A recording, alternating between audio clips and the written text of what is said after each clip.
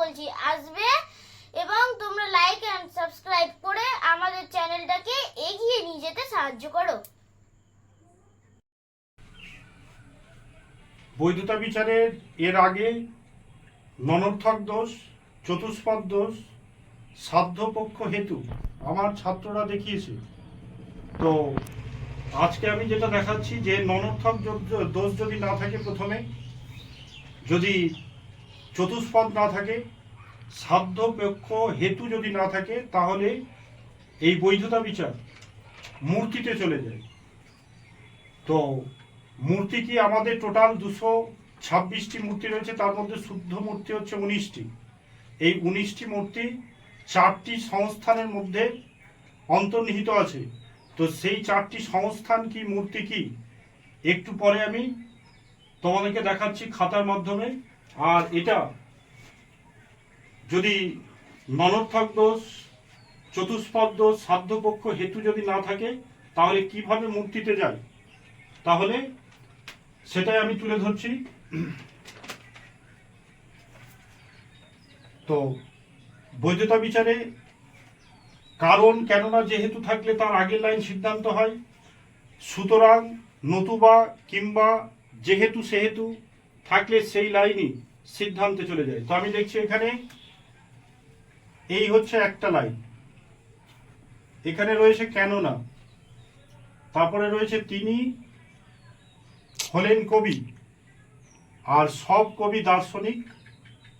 তাহলে এই যে 3টি লাইন, তো এখানে রয়েছে কেননা।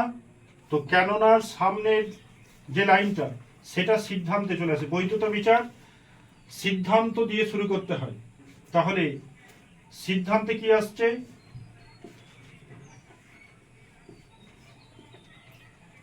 রবীন্দ্রনাথ একজন দার্শনিক। তাহলে এটা সত্য, রবীন্দ্রনাথ একজন দার্শনিক। একটিকে বোঝাচ্ছে ঘটনা সত্যি, আমি বলেছিলাম একটিকে বোঝাবে ঘটনা সত্যি হলে এ বছর, তাহলে এটা এ বছর। রবীন্দ্রনাথ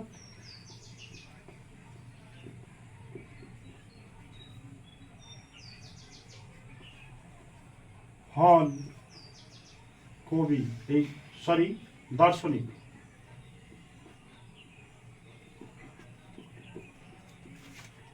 তাহলে এটা হচ্ছে এস, এটা হচ্ছে পি।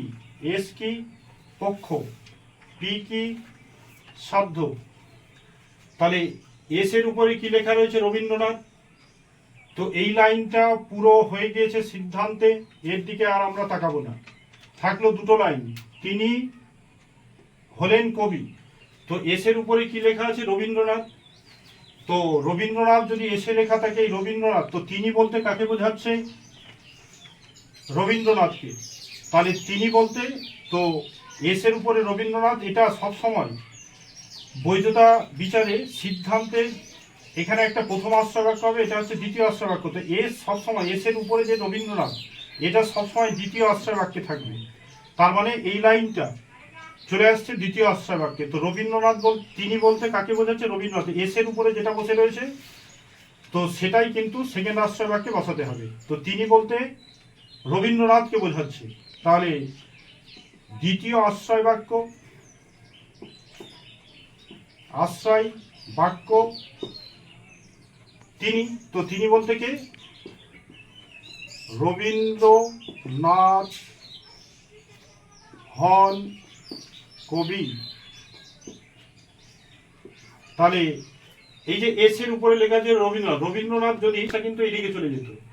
তো যেহেতু রবীন্দ্রনাথ প্রথমে আছে, তাহলে এসটা এখানেই বসবে, আর এখানে বসবে এম। এম কে হেতু। একটি বৈধতা বিচারে এস কে কি বলে, পক্ষ, পি কে কি বলে, সাধ্য, এম কে কি বলে, হেতু। তো দুটো সাধ্য, দুটো পক্ষ, দুটো হেতু থাকবে।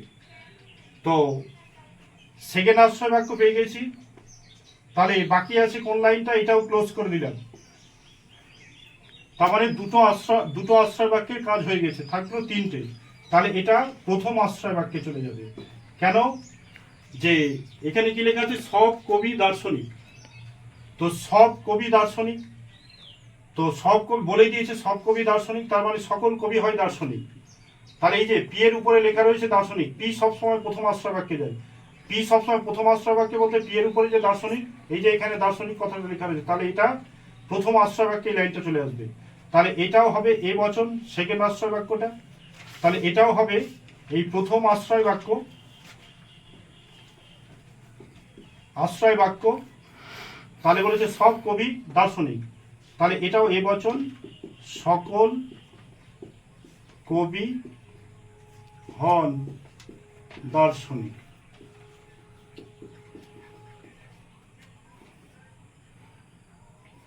তাহলে পি পি এ কি লেখা আছে? দার্শনিক। দার্শনিক উদ্দেশ্যতে না বিধেয়তে? বিধেয়তে। যদি দার্শনিকটা উদ্দেশ্যতে থাকতো তাহলে পি উদ্দেশ্যতে চলে আসতো, যেহেতু উদ্দেশ্য বিধেয়তে দার্শনিক আছে তাহলে পি এখানে বসবে এবং এম এখানে বসবে। তাহলে দেখা যাচ্ছে যে এই যে দুটো পক্ষ, দুটো সাধ্য, দুটো হেতু বসে গিয়েছে। তো এর আগে প্রথম আশ্রয় বাক্য দ্বিতীয় আশ্রয় বাক্য সদর্থক আছে, ননর্থক দোষ নেই।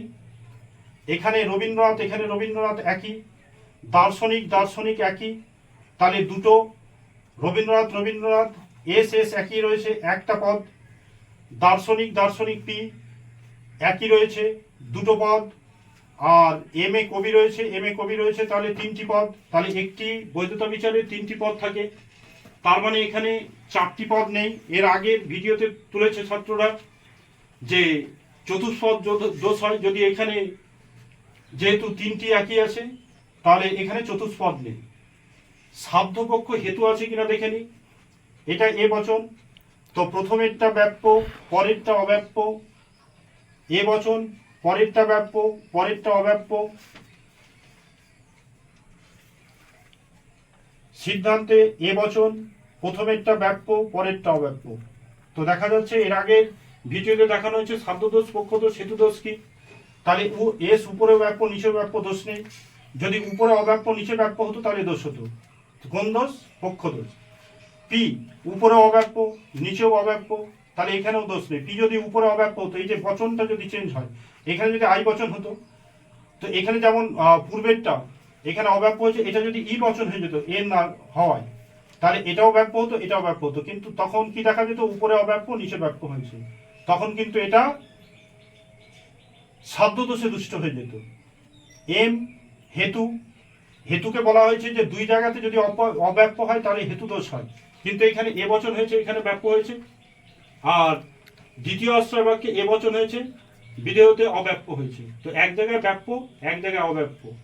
তো এখানে এই লজিকগুলো পরিবর্তন হলে মানে অন্য লজিক হতেও পারে, তো অন্য লজিক যদি চলে আসে, এখানেও যদি অব্যাপ্য হতো এখানেও যদি অব্যাপ্য হতো তাহলে কিন্তু এটা হেতু দোষ হতো, কিন্তু এক জায়গায় হেতু এম ব্যাপ্য রয়েছে আর অন্য জায়গায় অব্যাপ্য রয়েছে, তাহলে হেতু দোষ নেই, তাহলে এটা মূর্তিতে চলে যাবে।